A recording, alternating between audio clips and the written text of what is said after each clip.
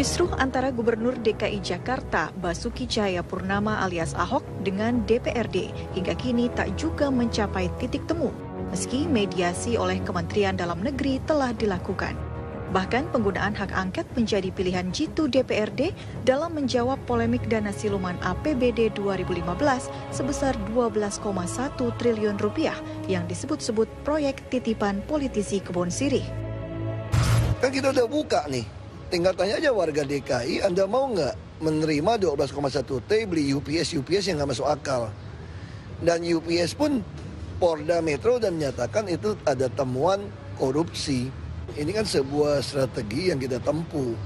Kalau kita mau bicara jujur, namanya APBD pasca reformasi sebetulnya itu kan digarong atau diboroskan oleh oknum legislatif dan eksekutif, tau nggak? Sementara Wakil Ketua DPRD DKI Jakarta Muhammad Taufik menampik segala tudingan yang dilontarkan Ahok. Lantaran DPRD tidak pernah memaksakan anggaran alat Uninterruptible Power Supply atau UPS dalam RAPBD 2015. Yang mendefinisikan siluman kan Ahok aja. Justru kita bilang yang siluman itu yang tidak dibahas di DPRD itu siluman. Karena perintah Undang-Undang 17 ya tentang keuangan itu jelas. Dari mulai pasal 16 sampai pasal 20 itu jelas runtun pembahasan dan pengesahan RAPBD. Saya kira ada aturannya. Nggak bisa semau-mau kepala daerah. Ya, saling tuding antara Gubernur dan DPRD DKI Jakarta adalah sebuah ironi dari segudang persoalan ibu kota yang tak kunjung usai. Entah sampai kapan polemik ini akan berakhir.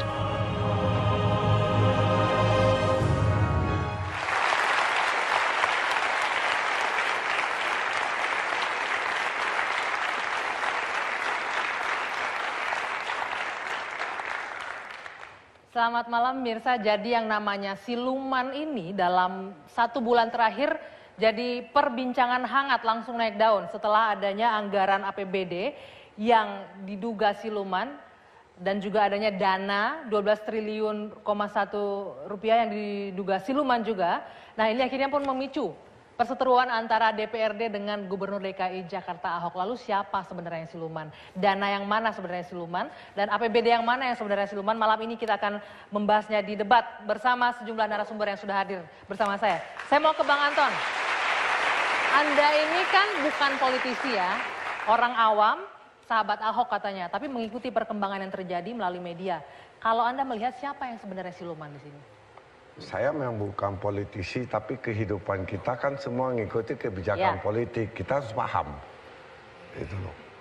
Tadi yang... Ya, yang Anda lihat siapa yang siluman dari sini?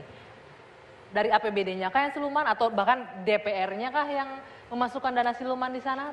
Saya nggak bisa menentukan Ahok apa DPRD. Tapi yang pasti, saya sebagai sahabat Ahok, saya tahu beliau sangat bersih. Sangat bersih? Sangat bersih.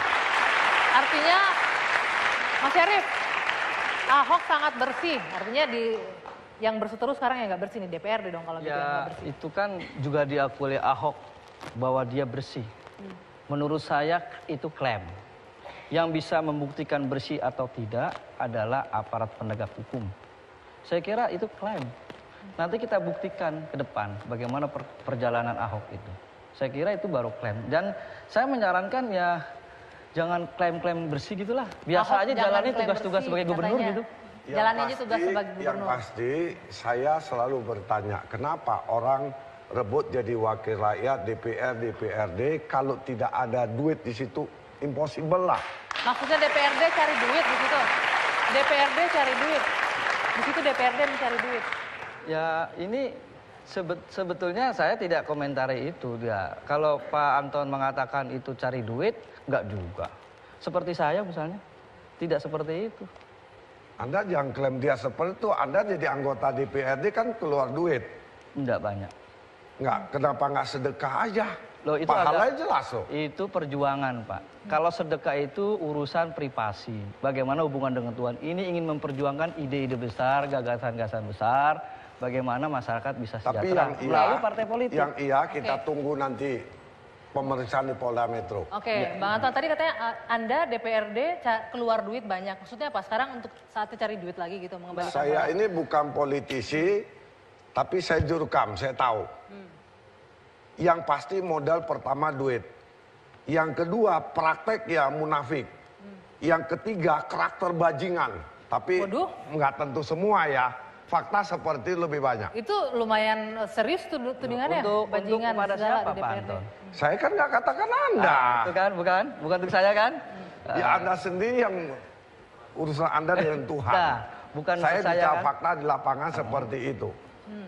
Tapi DPRD itu ada banyak loh tudingannya. Tudingannya serius loh, DPRD ada banyak. Apakah mengeneralisir semua anggota DPRD? Saya seperti itu tidak jadi? mengeneralisir, tidak. Tapi logikanya kalau orang mau berbuat lewat jalan lain kan bisa. Oke. Ngapain harus keluar uang begitu? Oke, sekarang saya ke Mbak Yeni. Tadi katanya DPRD itu kan keluar duit banyak. Sekarang cari duit, emangnya ada banyak celah nih untuk APBD cari duit bagi anggota Dewan?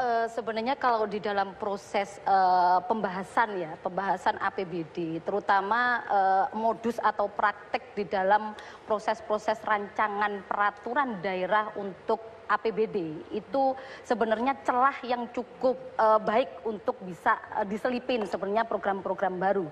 Sebenarnya kalau kita bilang ya di dalam konteks konteks di lapangan sebenarnya di dalam proses-proses pembahasan itu di kebijakan umum anggaran itu proses sebenarnya perdebatan seharusnya dilakukan.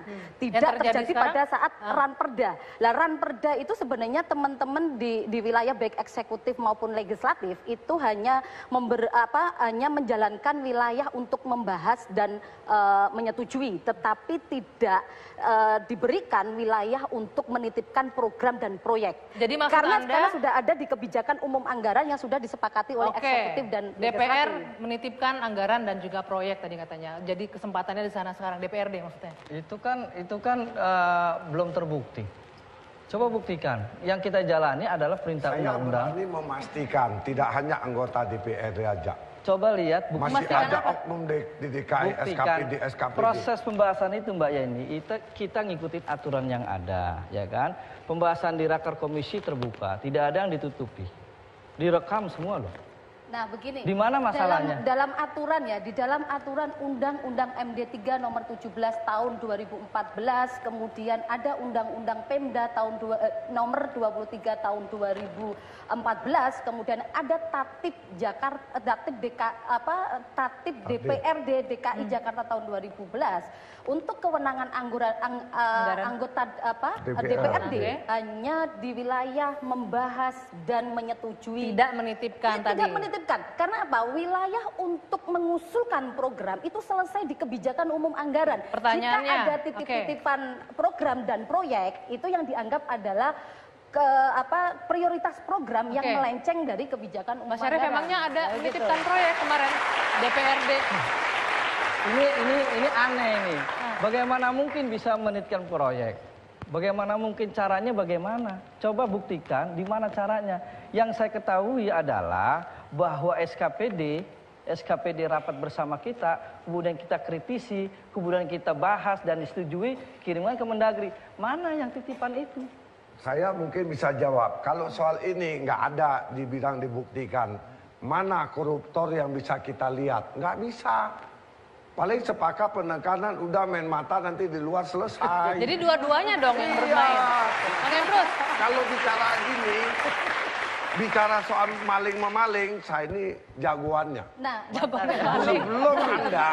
sebelum Anda jadi ular, saya udah ganti kulit loh. Oke, Bros. Kalau tendensius ular gitu loh. Tendensi aneh ini kan? Aneh.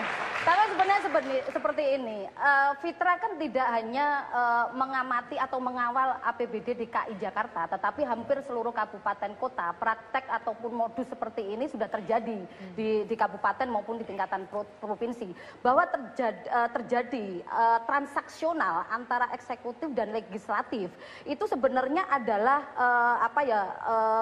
sudah adanya oligarki korup yang terjalin sejak lama sebenarnya di baik dua itu institusi ini, eksekutif dan legislatif. Iya. Oke. Apakah sebenarnya yang belum kita lakukan adalah penyelidikan investigasi ini adalah siapa di balik ini semua? Oke, kan makanya begitu. kan itu akan rencananya akan angket gitu ya Mas Syarif ya? Ya, itu justru itulah tim angket ini sedang bergerak untuk membongkar dugaan-dugaan seperti itu.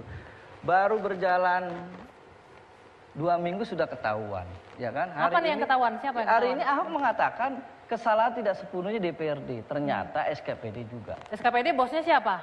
Bosnya siapa? Ya kita nggak usah sebut lah. Gubernur bos juga. besarnya itu ya Saya gubernur. katakan gini, SKPD. SKPD sendiri Pak Anton. itu kan yang membahas dengan DPRD. Tidak mungkin Ahok langsung. Tapi saya ingin katakan, sejarah membuktikan kalau bukan Ahok tidak ada yang bongkar. Hampir seluruh Indonesia. Iya. Oke, baik.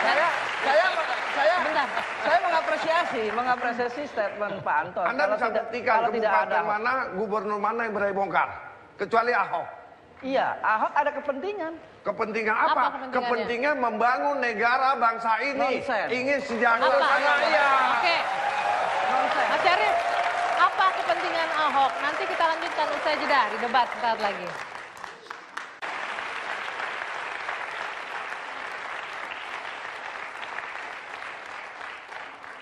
Ya, kita lanjutkan lagi Bang Emrus tadi ingin mengatakan, karena ini ketudingan serius nih, ada penitipan anggaran tadi disampaikan. Lalu kemudian Ahok hari ini mengatakan ternyata SKPD-nya juga ada yang nakal dalam tanda kutip. Nah, itulah saya pikir bahwa kita sepakat pemberantasan korupsi itu di semua lini, artinya di semua bidang eksekutif maupun legislatif. Cilakanya, Ahok hanya melihat perbaikan itu pada level legislatif. Dia tidak berani membongkar apa yang terjadi di SKPD.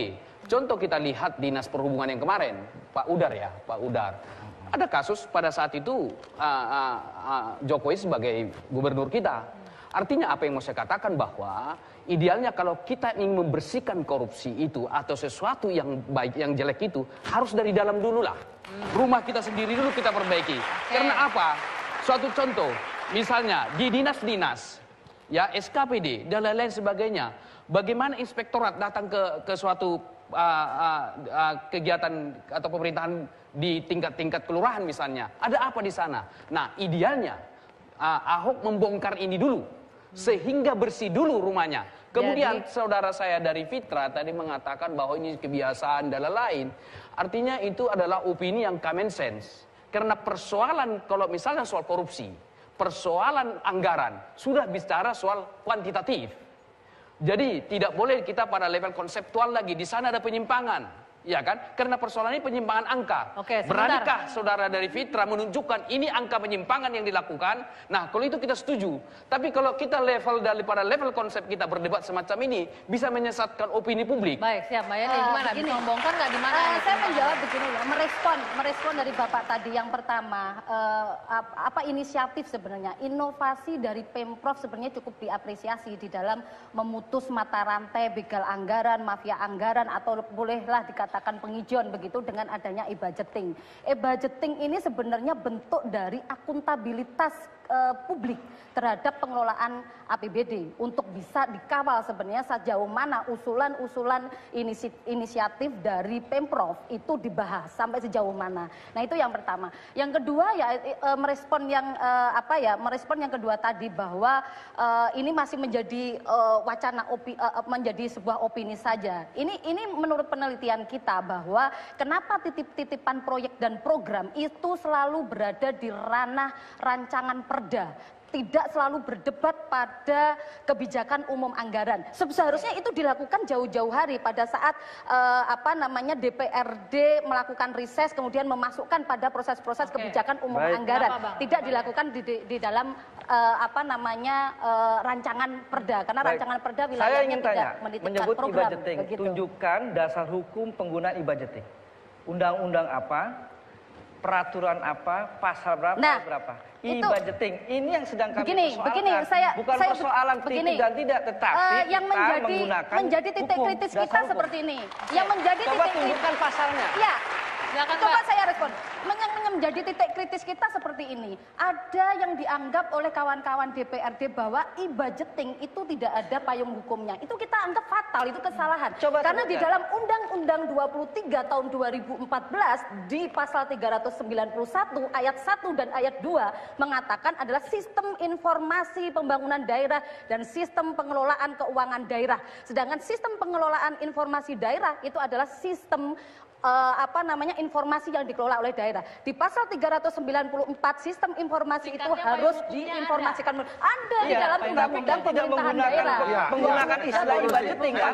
Kami apresiasi sekali dalam rangka transparansi anggaran menggunakan e-budgeting. Itu diapresiasi. Cuma masalahnya penerapan e-budgeting itu. Sekarang pertanyaannya DPRD mau bersih nggak? Kalau mau bersih e-budgeting dimasukkan, kenapa nggak mau diterima? Oke. Mbak Yeni, Bang Anton sebentar kita dengarkan dulu penjelasannya. Silakan. Silakan. Sebentar, saya ingin sampaikan dulu. Saya ingin klarifikasi dulu. DPRD tidak menolak e-budgeting, tidak.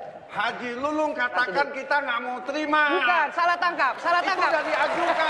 Salah tangkap. Salah informasi. Jadi gimana? Salah saya Dia klarifikasi. katakan ini belum punya payung hukum, kita nggak mau terima. Salah persepsi. Itu loh. Jadi yang benar kalau salah persepsi berarti korannya salah, TV juga salah. Yang saya maksud Bentar Bang Anton. Sebentar Pak Anton ya. Terus yang kedua itu, tadi dikatakan Bapak rumah bersihkan dulu. Iya, iya kan? Sebentar Pak. Bang Anton, nanti kita akan masuk ke sana. Sebentar, kita dengar penjelasan dulu dari Mas Syarif. Silakan. E-budgeting saya jelaskan. Di dalam kajian kita tidak ada satupun ya kan mengatakan itu harus pakai e-budgeting. Oke. Itu dulu. Kalau itu kan tadi penafsiran pada pelaksanaan keterbukaan ya, undang-undang yang dibacakan Mbak ini tadi. Nah, masalahnya seperti ini. E-budgeting itu harusnya diterapkan setelah pembahasan. Bukan sebelum pembahasan. Ini persoalannya. Nah, itu yang ini seharusnya persoalannya. dimunculkan. Begini. Sebentar. Bukan begini. Sebentar. Yang kita selesai. kritisi Mbak Yeni, sebentar. Kita dengarkan dulu. Lanjutkan. Oke, silakan. Kalau dia menggunakan e-budgeting sebelum pembahasan, pertanyaannya begini. Untuk apa draft APBD yang segini diserahkan DPR untuk dibahas kalau sudah dikunci? Persoalannya di situ. Artinya nggak bisa nitip-nitip anggaran lagi gitu? Bukan soal itunya, bukan soal itu. Bagaimana untuk dibahas, dirubah, ditambah dan dikurangi? Oke. Anggaran-anggarannya dulu. Oke, cukup. Itu dibolehkan undang-undang. Itu dibolehkan undang-undang. Saya paham kok ini. Jadi persoalannya karena DPRD tidak mau terima. Pak Anton salah.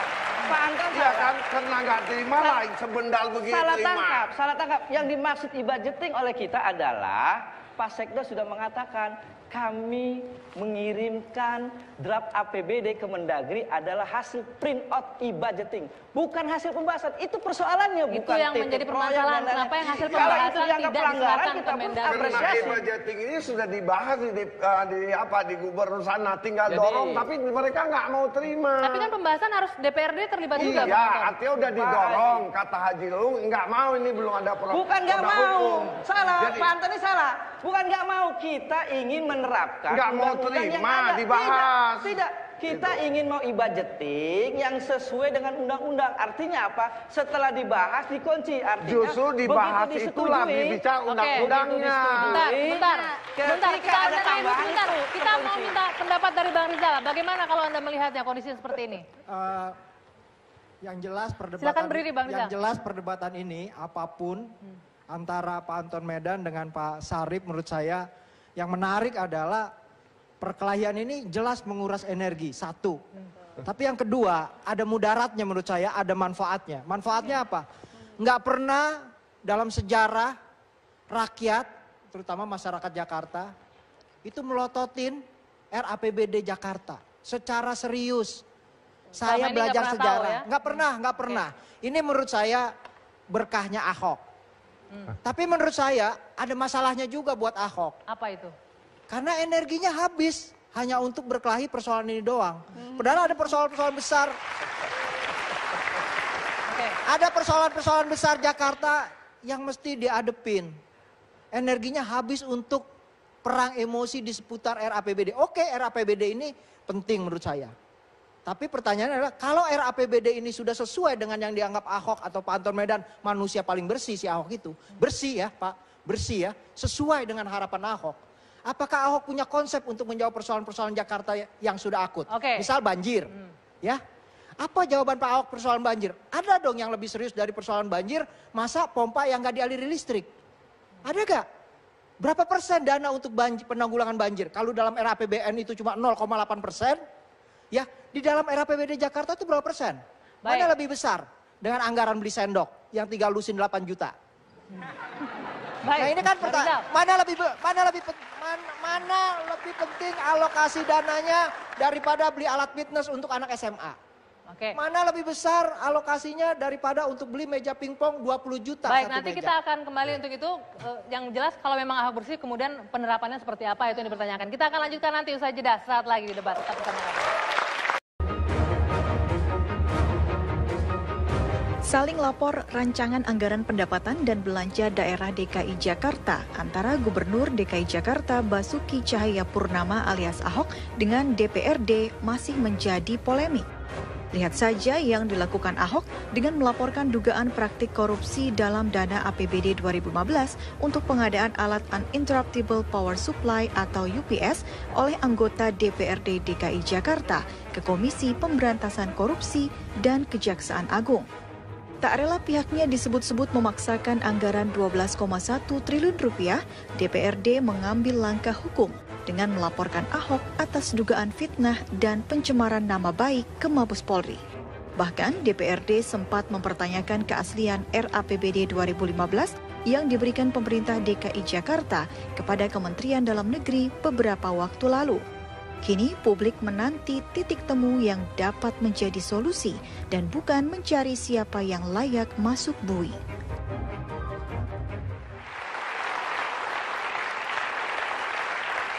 Kita lanjutkan kembali debat, tadi dikatakan saling lapor. Sebelum kita masuk ke sana, apakah memang perlu lapor ke KPK, apakah tidak sebaiknya dibahas lebih dahulu. Tapi sebelum kita lanjutkan tadi yang dikatakan oleh Bang Rizal, kalau memang Ahok mau bersih, penerapannya juga harus jelas. Dan juga tadi yang menarik saya dari Bang Emrus, ya, saya akan jawab. Kalau mau bersih-bersih, Ahok harus bersih-bersih rumah juga dulu. Saya nggak tahu Bang Emrus siapa, katanya pengawat politik. Seharusnya Bapak harus lihat secara komprehensif dari awal perjalanan. Kita tahu bagaimana lelang jabatan sampai reformasi birokrasi, pemangkasan. Lalu apa? Diantisipasi lewat e-budgeting juga. Semua udah dijalankan, Bang. Mungkin Abang ketiduran, nggak ikutin. Tapi buktinya itu Menteri Kepala Dinas Perhubungan kena itu? Pak, manusia, ya semua itu beda-beda. Ahok sudah lakukan pembersihan, udah antisipasi. Itulah manusia. Justru itulah lebih baik dimulai dari rumahnya sendiri dulu. Jadi Ahok juga punya target. Nggak bisa rumah tangga kita mulu yang diurus. Oh iya, tapi harus. Tetangga juga penting. Itu maka itu diluncurkan. Itu Pak Anton, kalau soal itu, gini Pak Anton, saya ingin sampaikan kalau soal itu memang saya menyadari betul. Tetapi aneh juga, saya katakan aneh. Memang Ahok pernah mengatakan begini. Awalnya ketika DPR dituding bermasalah, kenceng. Begitu SKPD yang punya masalah, dia buang badan. Kira-kira menurut Pak Anton, pemimpin model apa? Kalau Anda katakan Ahok buang badan, saya punya clipping koran. Gimana? Saya akan semuanya serahkan, proses hukum berjalan. Apalagi? Jadi artinya Ahok siap membereskan buang badan. Dia semua beberkan, kemudian saudara saya Rizal, saya ingin katakan, Jakarta ini gelap gulita. Terang, Buangannya gelap. Terang. Datang Ahok ingin dengan sebuah sistem, dengan membuka kasus ini, harapan kita, rakyat bukan tua, tapi proses setelah dewasa. Dengan ada kasus ini, rakyat dewasa. Oke, Bang Rizal. Baik. Sebentar Bang, kita dengarkan Bang Rizal dulu. Pak Anton, saya setuju, saya berterima kasih kepada Pak Ahok. Membuang-buang energi, mengeluarkan energi yang sangat besar untuk bongkar kasus ini. Kita sekarang jadi punya bukti yang selama ini kita hanya TST, tahu sama tahu. Bahwa ada praktek kong kali kong. Kenapa saya sebut kong kali kong? Karena bukan hanya DPRD, tapi juga SKPD. Artinya bukan hanya DPRD, tapi juga pemerintah kota Jakarta. Tapi menurut saya begini loh Pak Anton. Saya ngomong, kalau misalnya Pak Ahok sudah punya dana yang dianggap dana yang bersih, Pak Ahok tuh punya konsep gak? Pak Ahok udah 3 tahun loh Pak. Misalnya awal dia naik jadi wakil gubernur dan gubernur Pak Jokowi, dia pro transportasi publik, menolak 6 ruas tol. Konsep Ahok dan Pak Jokowi adalah menambah ruas jalan tidak akan menyelesaikan masalah kemacetan, tapi transportasi publik yang harus diperbaiki. Tapi setelah Pak Jokowi naik, 6 ruas tol disetujui. Awalnya menolak. Setelah Pak Ahok jadi gubernur, itu lebih gila lagi. Hanya Tuhan yang mampu menghentikan 6 ruas tol. Karena mau ada Asian Games. Gimana? Nah terus Pak, ini yang soal serius. Ini soal banjir, ada 3 yang serius di Jakarta. Banjir banjir air, banjir orang, banjir kendaraan. Ini banjir kendaraan Pak ya. Tiba-tiba Pak Ahok ingat gak ngomong? Kalau pro transportasi publik, kenapa Pak Ahok itu ngomong kalau punya duit 50.000 boleh masuk jalur Transjakarta? Oke, saya begini Pak. Menurut saya apapun sebersih apapun dananya, kalau tidak punya konsep untuk menyelesaikan persoalan-persoalan Jakarta, ukuran gubernur itu Pak kerjanya Pak, bahwa dia bisa dia menyelamatkan 12 triliun, 12,1 triliun. Saya akan jawab. Tapi dia punya. Ini DKI ada pemimpin pusat ya. Ini bukan hanya DKI, ini semua tanggung jawab gubernur. Ada tanggung jawab nasional. Jawabnya gampang Pak. Jawabnya gampang. Soal banjir. Waktu naik jadi gubernur dan wakil gubernur Pak Jokowi langsung dihajar banjir. Ingat kan? 1 tahun memimpin dihajar banjir lagi. Tahun ketiga Ahok jadi gubernur dihajar banjir lagi. Terus? Ada gak jawaban yang serius selain masuk gorong-gorong dan kemudian berkelahi dengan PLN? Oke. Bapak harus ingat Pak Jokowi itu janji naik jadi presiden, salah satunya adalah apa? Karena beban Jakarta yang harus ditanggungkan yang tidak bisa diselesaikan seorang diri dia sebagai gubernur. Betul, saya sependapat. Tapi waktu Ahok ketemu Pak Jokowi, apa yang dilakukan? Cerita soal PLN Pak. Cerita soal PLN Pak. Cerita soal PLN Pak. Baik Bang Rizal. Saya bisa menangkap. Artinya saya bisa eksplisitkan apa yang disampaikan oleh teman beliau. Sebentar dulu Pak Ahok. Sebentar dulu. Bang Rizal sebentar dulu. Ahok pernah saya ngomong, bisa Pak. menangkap. Ahok pernah ngomong Pak. Ahok pernah ngomong. Semua persoalan besar Jakarta itu sudah ada jawabannya. Termasuk soal banjir. Ada riset JICA yang sangat jelas, riset yang mengoreksi dari master plan penyelesaian banjir Jakarta kita tidak melebar ke sana dulu ya. Kita balik lagi ke topik pembahasan kita. Dari pernyataan ini saya bisa menangkap apa makna di balik itu. Saya eksplisitkan. Artinya kita harus hati-hati kepada konflik politik yang terjadi antar elit. Jangan-jangan ini merupakan suatu tirai penutup, menutup kegagalan para politisi yang duduk di eksekutif, sehingga kita terlena publik berada pada wacana soal anggaran APBD. Padahal persoalan banjir dan lain-lain banyak hal. Kita kembali lagi soal anggaran ini. Kalau kita bilang di dalam konteks perencanaan penganggaran, sebenarnya tidak semerta-merta bahwa ini kesalahan dari Pemprov juga. Bagaimana fungsi dari budgeting dan fungsi dari kontrol dari legislatif itu sendiri, kan begitu. Kita sudah tahu bahwa desain program untuk pembangunan 5 tahun di dalam RPJMD seperti apa, prioritas programnya seperti apa di dalam urusan wajib maupun urusan pilihan. Kemudian diterjemahkan di dalam setiap tahunnya di dalam rencana kerja pemerintahan daerah. Kemudian intinya bahwa mengawasi juga kan DPR. Intinya bahwa ini sebenarnya bukan hanya pekerjaan dari Pemprov itu sendiri, tetapi fungsi dari apa namanya budgeting dan fungsi kontrolnya itu tidak berjalan begitu. Bagaimana sehingga tetap muncul dana-dana yang tidak jelas, fungsi kontrol dan juga budgetingnya. Begini. Yang fungsi eksekutor siapa? Saya ingin sampaikan, 2014 saja, Mbak Yeni tahu silpanya berapa? Angka yang kita hitung sebetulnya mendekati angka 20 triliun. Artinya apa? Tadi Rizal tadi mengatakan bahwa ada beberapa program dijalankan tidak bisa diserap. Nah, uangnya ada. Sudah kita ingatkan berkali-kali. Laksanakan. Tetapi gini, sudah kita ingatkan berapa kali, tetapi Ahok selalu mengatakan begini. Ini aneh. Lebih baik silpanya banyak ketimbang dikorupsi. Hal yang berbeda. Nah, itu lebih baik silpanya banyak ketimbang dikorupsi. Itu titik kritis kami sebenarnya. Saya setuju tentang pemberantasan korupsi, saya setuju. Tetapi gerakin dong SKPD itu untuk melaksanakan program yang sudah dibuat. Nah, begini, yang tadi saya camkan adalah fungsi kontrolnya di mana hingga tahun 2014 hanya terserap 47%. Itu sebenarnya juga menjadi wilayah kerja dari DPRD yang selama ini menjadi catatan kritis kita, baik itu di DPRD maupun di DPR, sebagai fungsi kontrolnya itu bukan hanya melihat LHP BPK, tetapi nanti kita lanjutkan di mana letak fungsi kontrol DPRD. Usai jeda, saat lagi debat akan kembali. Lanjutkan debat kembali. Tadi dikatakan fungsi DPRD-nya berjalan nggak untuk pengawasan dan juga evaluasi. Nah sekarang kan DPRD katanya juga mau menjalankan hak angket nih.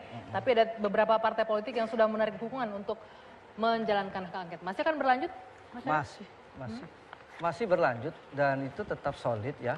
Kalau ada misalnya beberapa fraksi yang menarik diri itu kan partainya. Tetapi secara individual dia masih satu emosi dengan kita. Tetapi dalam mengambil keputusan memang dia tidak terlibat. Hitungan saya yang saya bisa sampaikan baru dua PAN, kemudian Nasdem 5, baru 7 orang. Sementara jumlah DPRD itu 106 pada saat itu ikut menantangani. Tidak akan mengurangi untuk tetap lanjut ya hak angketnya? Tidak akan mengganggu. Oke, kalau Anda sendiri melihatnya dengan hak angket ini gimana, Bang Anton dan juga Mbak ini? Kalau kita bilang begini sebenarnya ini jauh-jauh hari ya kita sampaikan bahwa hak angket yang kemudian dimunculkan oleh teman-teman sebagai tindak lanjut ya kekisruhan dari APBD DKI ini sebenarnya kita anggap terlalu dipolitisir kan gitu. Karena kan lebih kepada personal, karena etika, norma, kemudian ada penghinaan dan sebagainya, tetapi tidak menyurus pada persoalan. Kalau kita hak angket di dalam aturan ya, di dalam undang-undang jelas bahwa kalaupun ada hak angket dimunculkan itu lebih kepada kepentingan rakyat kan begitu. Mas Syarif, lebih kepada personal ini tidak dipolitisir. Baik, saya ingin menjelaskan dulu angket ini adalah perintah undang-undang. Kemudian ditanya apakah ada kepentingan rakyat? Tentu saja ada. Kan ini persoalan APBD. APBD kan soal rakyat Mbak Yeni.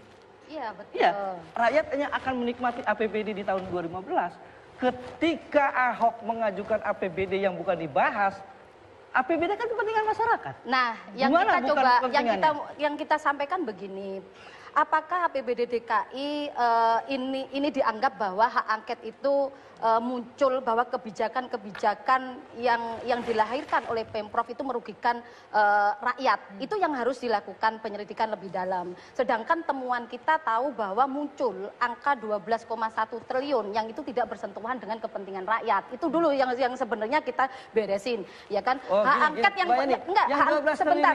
sebentar. Hak angket itu sudah ranah hukum. Hak angket yang muncul, ya kan? Yang hak angket yang muncul ini, kenapa kita anggap dipolitisir? Bahwa di dalam proses pembahasan ini pada saat diajukan ke Kementerian Dalam Negeri itu lebih pada persoalan administrasi. Tiba-tiba kemudian muncul, kemudian lebih kepada personal. Personal kita anggap bahada ini tidak sesuai dengan kepentingan rakyat yang diajukan. Seharusnya itu. Personal nggak ada soal personal. Ini dugaan pelanggaran kita yang sudah makin terang. Sudah makin terang bahwa draft APBD yang dikirim ke Kemendagri bukan hasil pembahasan dan persetujuan APBD. APBD itu uang rakyat. Nah, betul itu yang saya uang rakyat. Karena itu kepentingan rakyat. Kita angketkan. Itu yang menjadi catatan kritis adalah sesuai dengan yang dibahas. Yang menjadi catatan kritis begini. Iya kan? Itu kan mengenai persoalan administrasi di mana ada dua versi. Seharusnya pada saat itu dikembalikan oleh Kementerian Dalam Negeri itu dibahas kembali. Ya kan? Kemudian menghapus 12,1 dikembalikan ke Sebentar Bang. Sebentar Bang Imron. Seharusnya dibahas kembali. Ya, silakan Merizal mau ngomong. Ya ini menarik ada kata rakyat di sini. Karena antara Ahok ya dengan DPRD ini wakil dari rakyat nih yang bicara ya. Bukan, maksud saya sejak Jokowi sama Ahok dilantik, mereka ini konflik terus. Dan yang dikonflikkan itu bukan urusan-urusan rakyat loh. Betul. Saya nggak pernah dengar misalnya DPRD secara serius mempertanyakan persoalan 6 ruas tol yang dalam kampanye tidak disetujui. Kenapa ketika jadi gubernur dan wakil gubernur disetujui? 6 ruas jalan tol? Iya, 6 ruas tol. Sudah terus kita persoalkan. Ya, kenapa tidak seramai seperti ini? Kenapa Bang? kenapa tidak seramai kenapa masalah banjir, ya, salah satu penyelesaiannya dan programnya adalah normalisasi sungai di Jakarta. Normalisasi loh Pak kata-katanya, bukannya betonisasi. Kenapa nggak diributin soal itu? Gitu. Kenapa? Itulah yang saya bilang debatnya terlalu dipolitisir, saya setuju. Saya setuju dengan Mbak. Tapi menurut saya dipolitisir untuk rakyat nggak masalah. Saya nggak lihat kok debat yang serius persoalan-persoalan besar Jakarta di mana DPR ngawal persoalan-persoalan besar Jakarta dan Ahok menunjukkan konsep-konsep menyelesaikan. Kalau Anda lihat dipolitisir untuk siapa kalau bukan untuk rakyat? Ya saya ngerasa mereka lagi kampanye aja nih. Lagi kampanye katanya. Pak Anton Jurkam. Begini. Ya saya ngerasa Pak Anton bilang ya udah kayak Jurkam. Bilang Pak Ahok bersih, super bersih. Ya susah lah Pak, pemimpin dimanapun nggak ada yang bersih. Dan kita tahu Pak. Begini Mbak. Tadi saya ingin komentari tentang bagaimana DPRD itu bisa mengontrol secara maksimal yang diperdebatkan hal-hal kerakyatan. Itu reguler ya. Itu reguler selalu diadakan, sebulan sekali selalu diadakan. Cuma persoalan yang besar ini APBD. Diekspos sedemikian besar oleh Ahok. Ya kan? Tadi Mbak Yani mengatakan, pertanyaan saya, kalau Ahok bisa eksploitasi persoalan RAPBD ini, kenapa Bapak di DPRD yang jumlahnya lebih besar, lebih banyak, mewakili rakyat banyak, tidak bisa? Tidak bisa. Menghiperbol persoalan 6 ruas tol, persoalan betonisasi. Konteksnya berbeda Bang Rizal, kita balik lagi ke sini dulu. Pemadam kebakaran, damkar. Mudah-mudahan ini jadi masukan aja, jadi catatan buat DPRD secara untuk reguler sudah meramaikan sampaikan. nanti. Sudah disampaikan setiap rapat-rapat reguler kita sudah sampaikan. Saya ingin menanggapi Mbak Yani tadi ya. Mengenai ketika Kemendagri mengembalikan draft APBD yang dikirim oleh gubernur. Seharusnya kan dibahas kembali pada tanggal 6 Februari. Ternyata tidak. Nah hari ini Bamus dan sudah menjadwalkan Banggar akan dibahas kembali kementerian yang dikembalikan oleh Kementerian Dalam Negeri itu. Masalahnya adalah yang akan dibahas itu hasil pembahasan dan persetujuan kita bukan. Itu masalahnya. Nah, sebenarnya yang menjadi catatan kritis kita selanjutnya pada saat dimediasi oleh Kementerian Dalam Negeri, eksekutif dan legislatif duduk bersama, itu sebenarnya menjadi titik terang. Tapi ternyata kan apa titik terangnya nanti ya? Gitu, nanti kan? Kita lanjutkan usai jeda saat lagi di debat. Kita tiba di bagian akhir dari debat. Closing statement ini saya ke Bang Anton dulu. Ya. Terakhir apa yang disampaikan mungkin atau ada yang disampaikan Pak Ahok dengan Anda kan sebagai sahabat sering berbincang nih. Pertama saya katakan penyelidik angket ini nggak akan selesai. Saya nggak tahu DPR takut atau memang nggak punya alasan sampai ini hari nggak pernah mau ngundang Ahok. Bagaimana ini bisa clear? Itu satu. Kedua, sebagai sahabat, saya udah ngomong, Hok, 99 teman sangat sedikit kalau punya satu musuh. DPRD dengan gubernur ada mitra. Coba singkirkan persoalan ini agar rakyat tetap sejahtera, program jalan. Nah, yang kedua, saya bilang Hok, lu sebagai gubernur, target kesejahteraan, mengayomi masyarakat, itu penting. Bagaimana selama ini kebobrokan, bocornya uang di mana-mana di pemerintah kita, kalaupun lu sampaikan, bicara kebenaran. Kebenaran hanya bisa disalahkan, tapi tidak mungkin dikalahkan. Saya katakan, 106 anggota DPRD, kalau lu benar, lu lawan untuk kebenaran rakyat dan bangsa. Oke, Mas Syarif. Tadi tanyain kenapa nggak berani undang Ahok? Itu sahabat Ahok, saya juga sahabat Ahok. Saya cukup dekat, boleh dikatakan dekat. Tahu gua. Jadi jangan ngaku-ngaku terus gitu loh. Banyak orang mengatakan, saya termasuk yang bisa disebut dekat. Tetapi dalam persoalan ini sudah jelas kami temukan ada pelanggaran. Karena itu mohon sekali lagi masyarakat juga harus mengikutinya dengan cermat. Dengan cermat, apa yang kita jalankan ini adalah perintah undang-undang, bukan subjektif. Karena saya juga dekat dengan Ahok, Pak Anton. Nah, kisruh ini yang sana benar, sini benar. Mari kita ikuti terus. Tetapi jangan sampai menjadi hakim. Enggak. Menjadi hakim yang... Maaf saya potong sekali aja. Ya. Sekali aja. Silakan. Rupanya tukang potong. Pak Peras, Ketua DPRD mengatakan bahwa RAPB itu palsu. Ini malam Anda kan palsu. Kenapa yang dilaporkan 310, 311 sampai 18 KUHP? Sedangkan ini adalah pemalsuan. Ini pidananya jelas. Kenapa ini yang nggak dilaporkan? Maaf, makasih. Itu ranah hukum, Pak Anton. Itu ranah hukum. Kami hanya menjelaskan proses politik yang terjadi di DPRD. Kondisi sekarang makin kentara bahwa proses-proses yang dijalankan oleh gubernur itu melanggar ketentuan yang ada. Nah, terakhir dari kita itu aja. Begini, seyogyanya ya, kalau kita bilang bahwa ini adalah untuk kepentingan rakyat, dua institusi duduk bersama kemudian mencoba untuk memisahkan ketiga hal penting di dalam hal ini, terutama kita berbicara hak angket, kemudian pembahasan APBD itu sendiri, kemudian penegakan hukum. Ini hal yang harus dipisahkan. Sehingga kalau kita bilang pemisahan tiga hal ini sehingga tidak akan berdampak pada penyanderaan APBD DKI. Karena yang tidak berdampak pada penyanderaan APBD DKI.